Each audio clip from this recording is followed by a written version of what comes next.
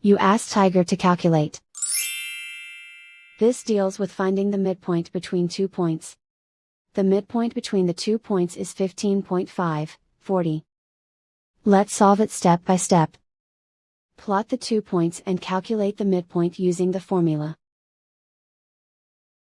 The coordinates of point 1 are, x1 equals -40, y1 equals 35. The coordinates of point 2 are, x2 equals 71, y2 equals 45. PM represents the midpoint of the 2 points.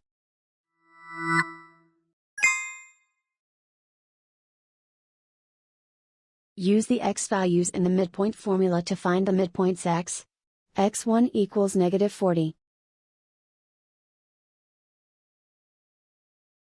x2 equals 71. Simplify the arithmetic.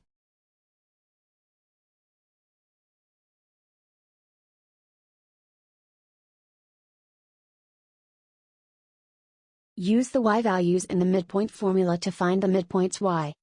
y1 equals 35. y2 equals 45. Simplify the arithmetic.